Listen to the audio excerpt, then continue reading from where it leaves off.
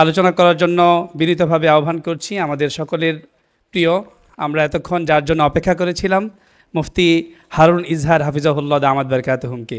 আসসালামু আলাইকুম রহমতুল্লাহি তাআলা ওয়া বারাকাতুহু।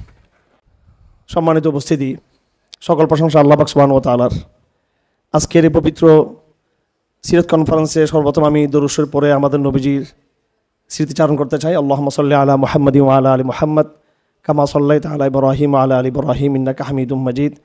আল্লাহুম্মা বারিক আলা মুহাম্মাদিন ওয়া আলা আলি মুহাম্মাদ কামা বারাকতা আলা ইব্রাহিম ওয়া আলা আলি ইব্রাহিম ইন্নাকা হামিদুম মাজিদ। সিরাত মানে হলো পুরো একটা ইসলাম।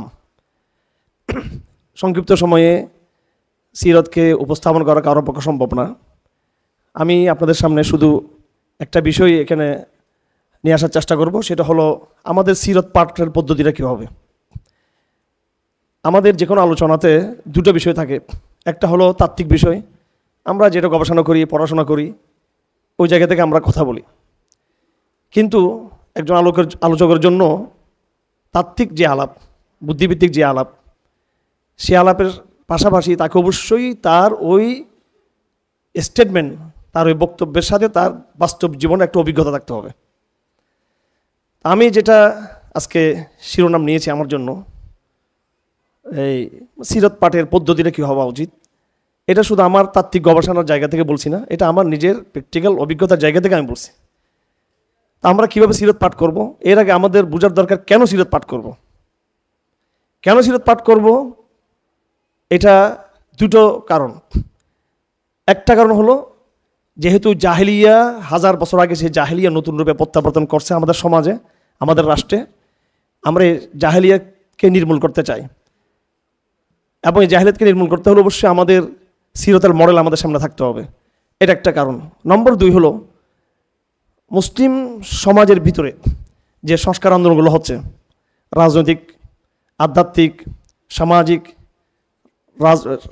সামরিক, সর্বলেনে এই কাজগুলোর মধ্যে মারাত্মকভাবে বেদাত যুক্ত হয়েছে এখানে, এবং নবুয়তের মনহাজকে বাদ দিয়ে এড়িয়ে সাবকনসিয়াসলি হোক অথবা ইচ্ছাকৃত হোক, ইচ্ছায় অনিচ্ছায় যে ইসলাম প্রতিষ্ঠার, ইসলাম চর্চার যে পদ্ধতিগুলো আমাদের সামনে আসছে, এই পদ্ধতিগুলো সিরতের সাথে পরিপূর্ণ সঙ্গতিপূর্ণ না। আমাদেরকে ওই জন্য আমাদের সিরতের আলাপটা জরুরি। আমাদেরকে একটা তো হলো, আমরা আমাদের শত্রুকে চিনতে পেরেছি, এটা সবাই বুঝে। আগের যুগে কাইসার কিসরা ছিল, এই যুগে ভারত, ইসরায়েল, আমেরিকা আছে। আগের যুগে মূর্তি জাহিলিয়ত ছিল, আর এখনকার সময়ে সাংবিধানিক জাহিলিয়ত আছে আমাদের মাঝখানে। এই লড়াইটা আমাদের জন্য সহজ, শত্রুর বিরুদ্ধে যে লড়াইটা আমরা করতে চাই, শত্রুকে আমরা চিনি। কিন্তু ইসলাম চর্চা এবং শত্রুকে লড়াই করার যে পদ্ধতি, এই পদ্ধতির ক্ষেত্রে গিয়ে আমাদের বিদ্যমান এলম চর্চার আনুষ্ঠানিক যে পদ্ধতি, প্রাতিষ্ঠানিক যে পদ্ধতি, রাজনীতির যে পদ্ধতি, দাওয়াতের যে পদ্ধতি, জিহাদের যে পদ্ধতি, সামাজিক ইসলাম চর্চার যে পদ্ধতি, এখানে বড় একটা সমস্যা হয়ে গেছে। এটা আমরা মানি অথবা না মানি, সেটা হলো এখানে কিছু বেদাতে সাইয়্যা যুক্ত হয়েছে, আর কিছু বেদাতে হাসানা এমনভাবে যুক্ত হয়ে গেছে যে বিদ্যমান বেদাতে হাসানার যে কাঠামো, প্রাতিষ্ঠানিক এবং আনুষ্ঠানিক, এগুলোকে আমরা একদম সাস্টেন ইসলামের নীতি মনে করতেছি। যেমন ধরুন, আমরা দল গঠন করাকে খুব জরুরি মনে করি, প্রতিষ্ঠান গঠন করা খুব জরুরি মনে করি। পুরো মুসলিম বিশ্বে প্রতিষ্ঠান এবং দল, এরপর ব্যক্তিগতভাবে সেলিব্রিটিজম, এটাকে আমরা খুব বেশি, এটাকে আমরা মানে খুব মর্যাদার দিকে আমরা দেখি। যে ইসলামের নামে বিভিন্ন অ্যাঙ্গেল থেকে, ফিকহি লাইনে, জিহাদি লাইনে, রাজনীতির লাইনে, মানে সেলিব্রিটিজমের একটা ব্যক্তি সেলিব্রিটিজম, এটা একদম ওয়ার্ল্ড ওয়াইড এবং জাতীয় পর্যায়েও। আর প্রাতিষ্ঠানিক বিভিন্ন প্রতিষ্ঠানের উত্থান, বিভিন্ন দলের উত্থান, এই যে একটা প্রাতিষ্ঠানিকতা বা ব্যক্তিকেন্দ্রিকতা, তারপর আনুষ্ঠানিকতা, মাহফিল, সেমিনার, এই যে আনুষ্ঠানিকতা, এটা মহাসমারোহে হচ্ছে, এটা মহাসমারোহে এটা হচ্ছে। বিশাল বিশাল ইনস্টিটিউশন মুসলমানদের আছে, বিরাট বিরাট ইনস্টিটিউশন, অনেক বড় বড় সেলিব্রিটি মুসলিম বিশ্বের ব্যক্তি সর্বধারার মধ্যে রয়েছে। এরপরে প্রতিষ্ঠানের শেষ নেই, আনুষ্ঠানিকতা একদম চোখ ধাঁধানো বড় বড় আনুষ্ঠানিকতা, এগুলো হচ্ছে একদম তুরস্ক হচ্ছে, মিশর হচ্ছে, বাংলাদেশ হচ্ছে। বিগত আমার 51 বছর বয়সে 40 বছর আমি এগুলো দেখতেছি। অথচ এই উম্মাহ সিম্পল একটা কাজ, সেটা হলো যে তাদের একজনকে আমির হিসেবে সামনে নিয়ে আসা। উম্মাহ জমাবদ্ধ হওয়া। বাংলাদেশে আর একটা মাদ্রাসাও যদি না হয় প্রতিষ্ঠান, আর একটা ওয়াজ মাহফিল যদি বাংলাদেশে না হয়, আজকে থেকে যদি না হয়, কিন্তু আজকে যদি বাংলাদেশে মুসলমানদের জমা তৈরি হয়ে যায়, তাহলে বাংলাদেশটা আমার আপনার সবার। কিন্তু সেটা হচ্ছে না। সিরতের পথে, সিরতের রাস্তার বাইরে গিয়ে আমরা নানান প্রাতিষ্ঠানিকতা, আনুষ্ঠানিকতা, ব্যক্তি সেলিব্রিটিজম নিয়ে আমরা মনে করতেছি এটা ইসলামের অনেক কল্যাণ সাধন করতেছি। এই জন্য সিরতের আলাপটা খুব জরুরি, অনেক বেশি জরুরি। সিরতটা এমন একটা ওষুধ, মেডিসিন, যেটা আমরা রুগী আমরা এটাকে আসলে পছন্দ করি না। এমনি নাম শুনতে মজা লাগে, কিন্তু আসলে সিরতটা কিন্তু একটা তিতা বিষয়। কারণ আমাদের রোগের সাথে সিরত এটা সাংঘর্ষিক। এটা আমাদের যে রোগ, এটাকে নির্মূল করার জন্য আমরা নিজেরাই আসলে মন থেকে আমরা চাই না। সিরতের ওই অংশটুকু আমরা আলাপ করতে চাই যেটা আমাদের ভালো লাগে। সামগ্রিক সিরা প্রতিষ্ঠা কথা যদি আমরা বলি, এটা আমাদের অনেকগুলো ত্রুটি এবং বিচ্যুতিকে ধরে দিবে। এই জন্য সিরাতের আলোচনা জরুরি। আমি আবার একটু রিপিট করে বলতে চাই, যাতে আমার কথার আধিক্যের কারণে যাতে আমরা মূল পয়েন্টটা যাতে না ভুলে যাই। সিরত পাঠ করা জরুরি আমি মনে করি দুই কারণে। প্রধানত বহির্গোষ্ঠীর শত্রুদের জাহেলিয়া, যে আরোপিত জাহেলিয়ার মধ্যে আমরা পড়ে গিয়েছি, তাদের জাহেলিয়ার আধিপত্যকে ধ্বংস করার জন্য সিরতের পদ্ধতিতে আমরা আগাবো। কাফেরদের সাথে আমরা কোথায় কৌশলে যাব, কোথায় আমরা ট্যাকটিক্স গ্রহণ করব, কোথায় আমরা আমাদের আপোষের জায়গাটা যাব, কাফেরদের সাথে কোথায় আমরা মারামারি করব, আমরা এটা সিরতের মধ্যে আছে। বাংলাদেশে আপনি কী করবেন? শুধু আপোষ করবেন, শুধু মারামারি করবেন? আপনাকে মিথস্ক্রিয়া লাগবে কেন? কোথায় কী করবেন সেটা আপনাকে সিরতের আলো থেকে আপনার দেখে নিতে হবে। এগুলো খুব জরুরি বিষয়।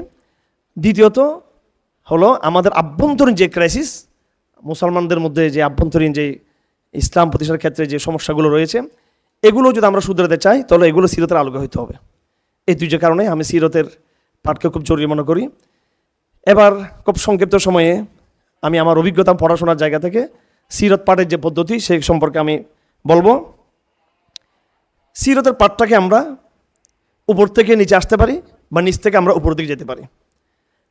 আমরা যদি একদম নিচ থেকে যদি উপর দিকে যাই, তাহলে আমি বলবো একেবারে প্রথমে প্রাইমারি লেভেলের যে সিরত, এটার জন্য শুধু রাসূলুল্লাহ সাল্লাল্লাহু আলাইহি ওয়াসাল্লামের জীবনীর ইনফরমেশনাল যেই দিকগুলো আছে, শুধু ইনফরমেশন, কোনো পর্যবেক্ষণ না। এখানে কেন এই ঘটনা ঘটছে তার একটা পর্যবেক্ষণ, তার একটা অবজারভেশন, এটা বাদ দিয়ে শুধু ঘটনার বিবরণী যেটা, এবং সেটা একদম প্রাইমারি লেভেলের। এক্ষেত্রে আমি একটা কথা আপনাদের সামনে বলবো, সেটা হলো বর্তমান সময়ে অনেক বেশি আলোচকরা চলে আসছেন আমাদের সামনে, অনেক বেশি বই পুস্তক চলে আসছে, এবং মডার্ন লেখকদের অনেক বই সামনে আসছে। এটার কারণে ক্লাসিক্যাল বইগুলো আমাদের নজর থেকে চলে যাচ্ছে। ভারতবর্ষে ওলামায়ে দেওবন্দের রাজনৈতিক সাফল্য নাই, এটা আমি মানি, কিন্তু ভারতবর্ষে ওলামায়ে দেওবন্দের গভীর সামাজিক সাফল্য আছে, এবং সেটা সারা বিশ্বের মুসলিম ভূখণ্ড আর কোথাও এই সামাজিক সাফল্য আর কেউ দেখাতে পারে না। সৌদি আরবও না, পাকিস্তানেও না, মিশরেও না, তুরস্কেও না, যে ভারতবর্ষে ওলামায়ে দেওবন্দ যে সামাজিক সাফল্য, শিক্ষা, সামাজিক শক্তি ইসলামের এবং আধ্যাত্মিকতার চর্চা। এই জন্য ওনারা যে সিলেবাসটা নির্মাণ করেছেন আমাদের জন্য, এখন এই সিলেবাসটা আমরা ভুলে গেছি। আমরা তালিম ইসলামের নাম আমরা কেউ বলি না মুখে। আমরা বেশ হিসেবে বললে আমাদেরকে সালাফি ধারার একটা অংশ আমাদেরকে বলে এটা আমরা তাবিজের কিতাব সাজেস্ট করতেছি। তারপরে সিরতের মধ্যে আমরা কত কিতাব আমরা বলি, অথচ মুফতি শফি রহমতুল্লাহ আলাইহির সিরত খাতমুল আম্বিয়া এই কিতাবটা বাংলাদেশের প্রাইমারিতে বাধ্যতামূলক সিলেবাস হওয়া দরকার। কারণ বড় লোকের লেখা কিতাব, বড় লোকরা যখন ছোটো কোনো বই লেখে সেটা খুব গভীর তাৎপর্যপূর্ণ হয় সেটা। তো এটা আমরা আমাদের বাচ্চাদেরকে, বা আমরা যারা ইসলাম সম্পর্কে প্রথম পড়াশোনা করতে চাইব, আমরা এখান থেকে শুরু করব সিরত খাতমুল আম্বিয়া। এরপরে গিয়ে প্রশ্ন আসবে অনেক বই, কোন বইটাকে আমরা চুজ করব সিরতের। এখানে একটা বিষয় আপনাদেরকে আমি আমার অভিজ্ঞতার জায়গা থেকে বলবো, বই নির্বাচন করার ক্ষেত্রে আমরা ফিতনার মধ্যে পড়ে যাই। আমরা দেখি যে বইটার মলাট খুব সুন্দর, যে বইটার পক্ষে খুব ভালো অনলাইনে ডেলিভারি আসতেছে, সুন্দর সুন্দর চেহারার বড় ব্যক্তিরা যখন এটা নিয়ে কথা বলতেছে, এই বইটা নিতে হবে। এই বইয়ের পক্ষে যদি কোনো স্মার্ট কোনো বক্তার যদি সুন্দর ডেলিভারি যদি নাও আসে, অথবা এটা যদি সুন্দর মলাটা যদি নাও ছাপে, এমন সেটা অপ্রতুল হয়ে গেছে, পাওয়া যাচ্ছে না, প্রকাশনাতে বিলুপ্ত হয়ে গেছে, তারপরেও কিন্তু বইটা আপনাকে খুঁজে মাটির থেকে বের করে আপনাকে পড়তে হবে বইটা। এটা হচ্ছে মৌলিকত্বের বিষয়। আপনি জ্ঞানী হওয়ার জন্য আপনাকে মৌলিক বই নিতে হবে। আপনি কখনো শুধু বাহ্যিক জাঁকজমক দেখে, বাহ্যিক আপনি সৌন্দর্য দেখে আপনি জ্ঞান কখনো ওখান থেকে শেখার জায়গা যদি মনে করেন সেটা ভুল হবে। হ্যাঁ, অবশ্যই অনেক চাকচিক্যের মধ্যেও জ্ঞান আছে, সেখানেও মৌলিকত্ব আছে, কিন্তু মৌলিকত্বকে অনেক সময় এইসব জায়গায় পাওয়াও যায় না। আবার সিরতের ক্ষেত্রে আপনাকে বহু বই বাজার আছে, আপনাকে সেই বইগুলোর মধ্যে মৌলিক রচনা হিসেবে ধরুন আর রাহিকুল মখতুম, এটাকে আপনি নিয়ে আসতে পারেন। আরও বই আছে সিরতের, আমি এগুলো মডার্ন আধুনিক জমানার লেখকদের কথা বলতেছি, কিন্তু প্রথম ভিত্তি হবে আপনার সিরতে খাতেমুল আম্বিয়া। আর রাহিকুল মখতুম এটা সামগ্রিক বিবেচনা আমি বলছি, ভারতবর্ষ এবং আরব বিশ্বের সমস্ত লেখকদের বইকে সামনে রেখে আমরা আপাতত শিক্ষিত সমাজের জন্য, আলেমদের জন্য বিষয়টা ভিন্ন হবে। আলেমদের জন্য কোনোভাবেই কোনো দরকার নেই যে ওনারা রহিকুল মখতুম থেকে সিরত শিখবেন, কারণ আলেম মানে তো পুরো হাদিস ওনার সামনে আছে। ক্লাসিক্যাল যে কিতাবগুলো আছে, কাজী আয়াজ আল শেফা, মোল্লা আল রহমতুল্লাহ আলের শরহুস শেফা, ইবনে ইসহাকের, ইবনে হিসামের বইগুলো সামনে আছে, এবং তারা দুর্বল এবং সবল বর্ণনাগুলো তারা করতে পারেন। এটা আধুনিক প্রজন্মের যারা প্র্যাকটিসিং মুসলিম, আমি তাদের জন্য এই বইটা সাজেস্ট করতেছি আর রাহিকুল মখতুম। আর রাহিকুল মখতুমে আমরা কি পাবো? আমরা সিরতের ইনফরমেশনগুলো পাবো, বিশুদ্ধ বর্ণনার মধ্য দিয়ে সিরতের ইনফরমেশনটা পাবো। কিন্তু এই আর রাহিকুল মখতুম আপনাকে পর্যবেক্ষণ দিয়ে, চেতনা দিয়ে বিপ্লবের দিকে আপনাকে তাড়িয়ে নিবে না। এটা আপনাকে জাস্ট একটা চেতনা দিবে, আপনাকে ইমোশন দিবে, আপনাকে প্রেম দিবে, আপনাকে রসুলের প্রতি একটা ভালোবাসা দিবে, নূর দিবে, নূর আপনার অন্তরে। কিন্তু অ্যাকশন, অ্যাপ্রোচ ফর অ্যাকশন, এটা অ্যাকশনেবল হইতে হবে পড়াটা। যে কোনো বই পুস্তক এটাতে অ্যাকশন থাকতে হবে।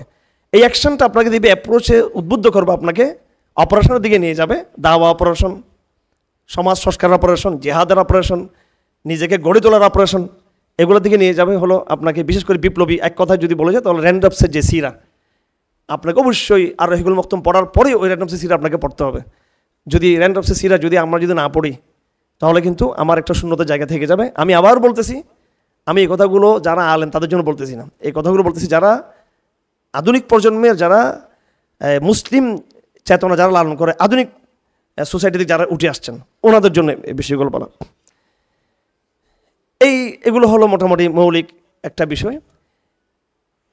কিন্তু আপনি আরও যখন সামনে আগাবেন, আপনি কিছু প্রশ্ন মুখোমুখি হবেন। আপনি নাস্তিকদের পক্ষ থেকে কিছু প্রশ্ন মুখোমুখি হবেন, যারা বিশ্ববিদ্যালয় কলেজে আছেন।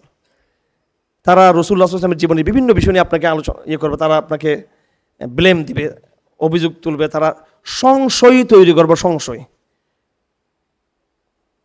বেশিরভাগ ব্লেম দিবে না, বেশিরভাগ হয়তো অভিযোগ দিবে না, গালালি করবে না, ওরকম অতটা বেয়াদবি সোসাইটির মূলধারায় নাই, কিন্তু সংশয়টা সবার মধ্যে আছে যে আসলে কি ওই রসুল্লাহর ওই খেলাফত কি এখন কি প্রযোজ্য, রসুল্লাহ সাল্লামের ওই মক্কি জীবনের ওই স্টাইলটা কি এই সময় কি আসলে কি হতে পারে, রসুল্লাহ সাল্লামের ওই যুদ্ধ জেহাদ বদর উহুদ, এটা নিয়ে কিন্তু একবার সংশয়। যারা সাধারণ শিক্ষিত তাদের মধ্যে না, যারা একবারে ইসলামপন্থী তাদের মধ্যে সংশয় আছে। এবং আজকে যে মডারেট পন্থা দিয়ে অনেকে যে ড্রিল হয়ে যাচ্ছে আমাদের বিভিন্ন ইসলামী দলগুলো, যারা একসময় খেলাফতের স্বপ্ন দেখতো, শরিয়ার স্বপ্ন দেখতো, এখন ওরাই এই কথাগুলো বলতে চায় না, লজ্জায়।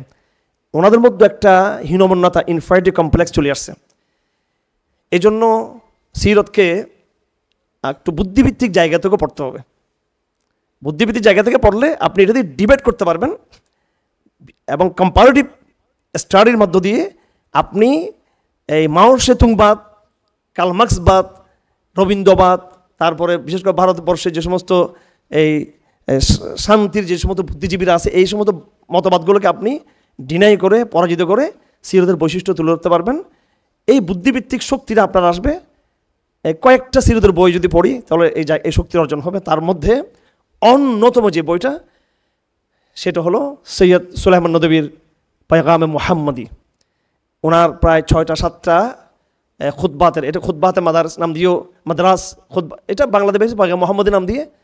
আমি আবার কয়েকদিন আগে দেখলাম এটা আবার অন্য নাম দিয়ে বের হয়েছে, নামটা আমার এই মুহূর্তে মনে নেই, তবে লেখকের নামটা মনে রাখবেন, সৈয়দ সুলাইমান নদভী রহমতুল্লাহ আলাইহি, ভারতবর্ষের।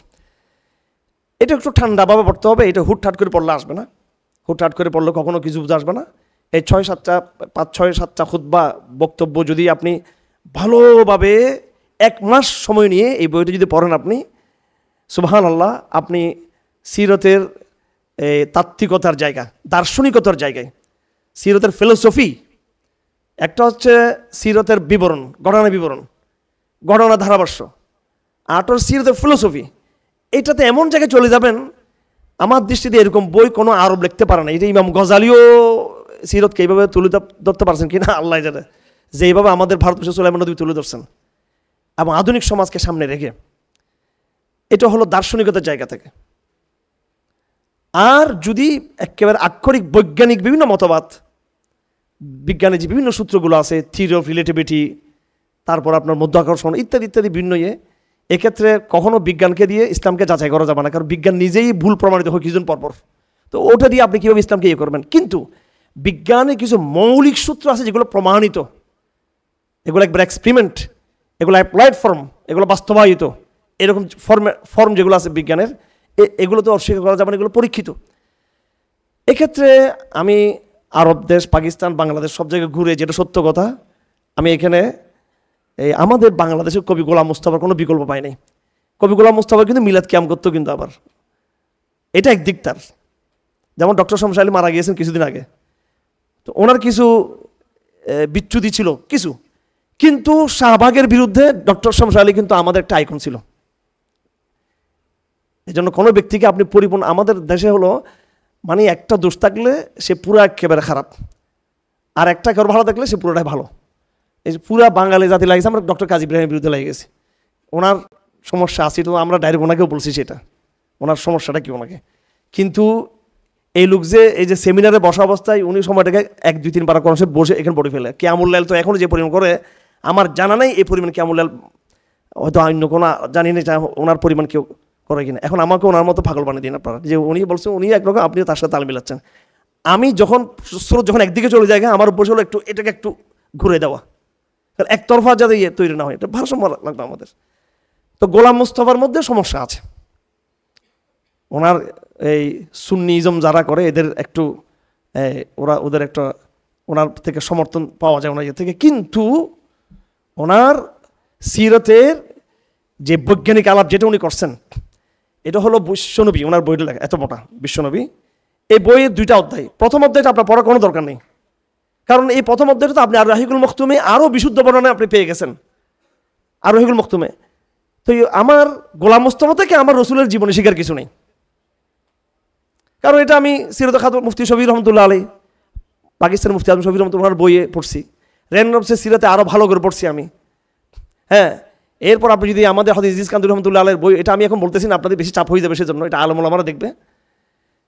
তো এইগুলোর পরে আপনার গোলাম মুস্তাফার বই থেকে আমার রসুলের জীবনের ধারাবাহিকতা শেখার দরকার নেই। কিন্তু উনি ওনার বইয়ের দ্বিতীয় অংশ যেটা আছেন, বিশ্বনবীর দ্বিতীয় খণ্ড যেটা আছে, এটা আমি নিজে আরবি করার খেয়াল করছি, এটা আরব দেশে দেওয়ার জন্য।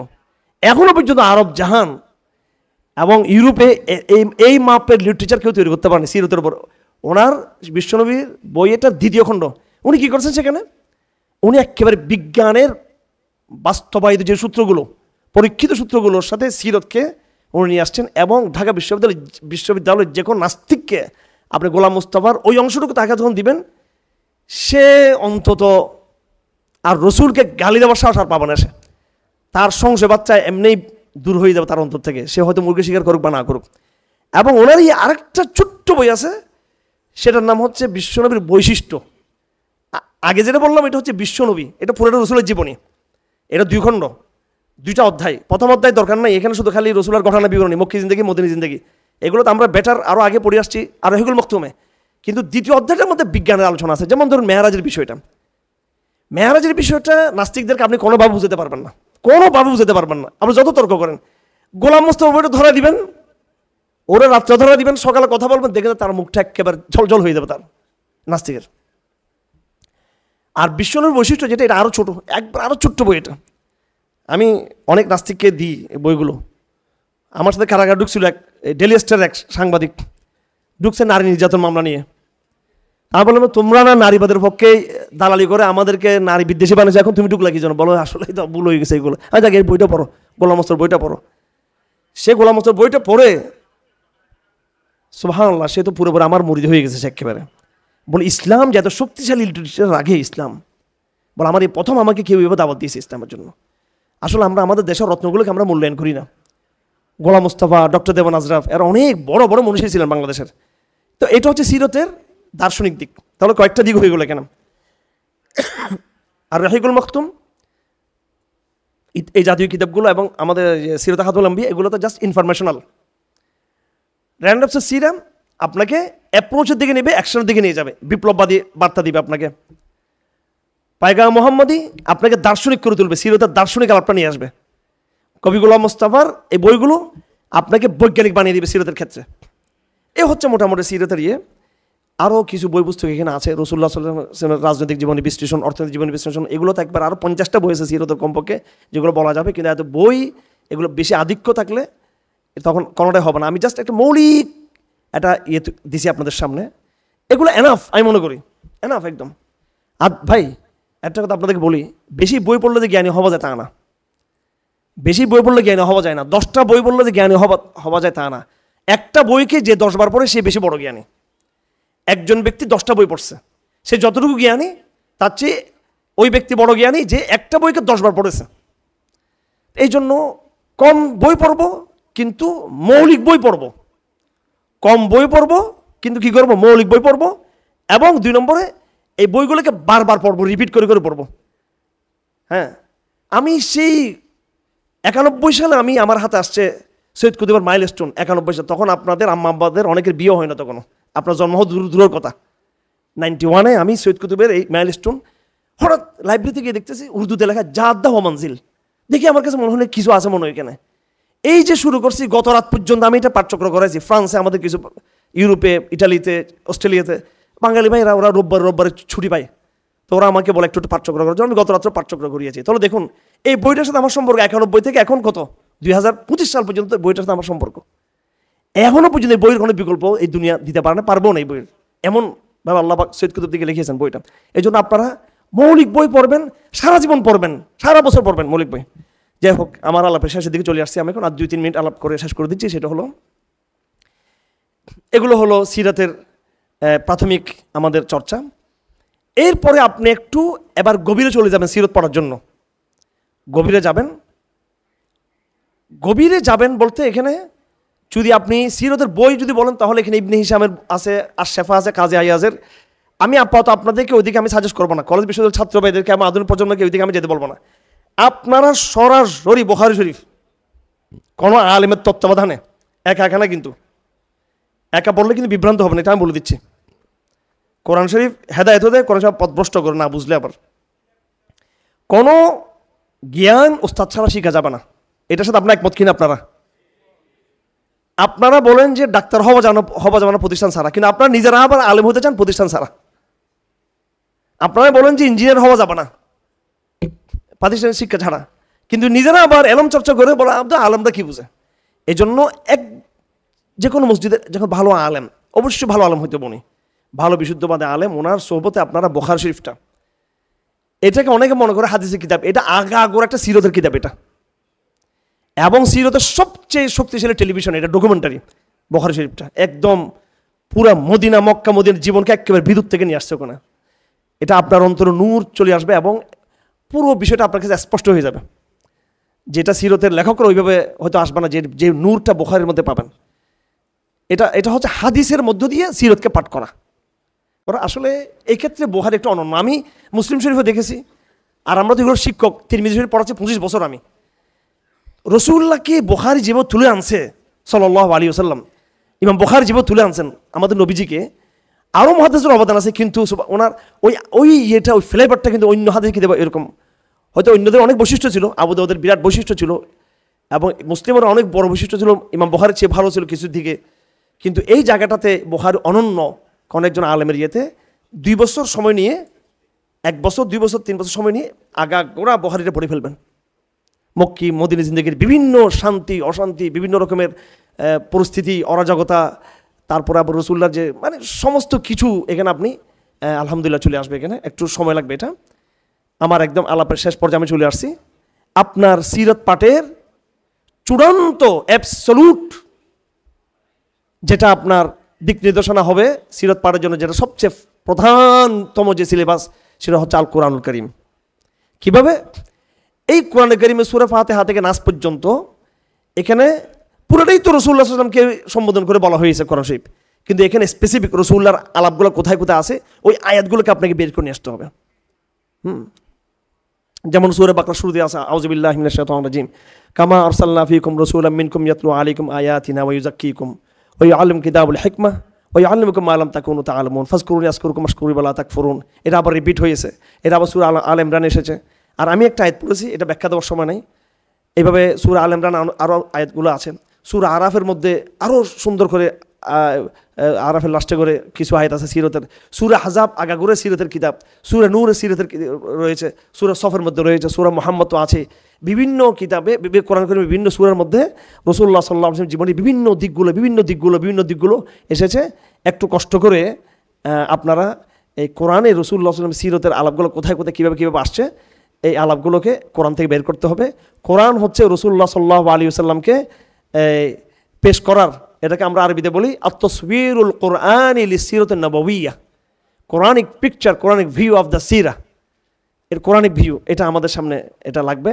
যেমন এই কোরআন রসুলকে পেশ করেছে কী হিসেবে, প্রথম মানে ধাপে ধাপে রসুলকে কোরআন মহা অলৌকিক সত্তা এইভাবে কিন্তু কোরআন পেশ করে নেই। কোরআন বলছে একদম বাশার, স্বাভাবিকতা দিয়েছে কোরআন, স্বাভাবিকতা দিয়ে এই কথা মানব জাতিকে মেসেজ দিয়েছে কোরআন যে দেখো যে ইসলাম মুহাম্মদ সাল্লাল্লাহু আলাইহি ওয়াসাল্লাম নিয়ে আসছেন এটা তোমাদের জন্য পালন করা অসম্ভব কিছু না, কারণ ওনার মধ্যে একটা স্বাভাবিকতা ছিল। এরপর কোরআন ওনার মর্যাদা বয়ন করছেন, অনেক কিছু বয়ন করছে, কিন্তু আগে স্বাভাবিকতার বিষয়টা নিয়ে আসছে। কোথায় কোথায় রসুলকে বাশারিয়ত আরোপ করা হয়েছে এই পুরো আয়াতগুলো আপনাকে জমা করতে হবে। কোথায় কোথায় রসুলের মিশন, জীবন টার্গেট, যেমন আমরা 4টা বিষয় রসুল্লাহর জীবনের কর্মসূচি পেয়ে থাকি। ইয়াতলু আলাইহিম আয়াতিহি একটা, ওয়া ইউযাক্কিহিম একটা, ওয়া ইউআল্লিমুহুম কিতাবাল হিকমাতা একটা, আল ইউযহিরাহু আলা দীনি কুল্লি, এই 4টা কর্মসূচি আমরা কোরআন থেকে পাচ্ছি। আর যদি আরও ব্যাখ্যা দিতে চাই তাহলে সূরা আরাফের আয়াতের মধ্যে আছে ওয়া ইয়া'মুরুহুম বিল মা'রুফ ওয়া ইয়ানহা আনিল মুনকার ওয়া ইউহিল্লু আলাইহিমুত তাইয়্যিবাত ওয়া ইউহাররিমু আলাইহিমুল খাবাইস ওয়া ইয়াদউ আনহুম ইসরাহুম। এইভাবে এগুলো হচ্ছে শাখাগত আরও অনেকগুলো বিষয় আছে, কিন্তু মৌলিকভাবে রাসূলুল্লাহর কর্মসূচি ছিল এই 4টা, এগুলো কোরআনে আছে এগুলো।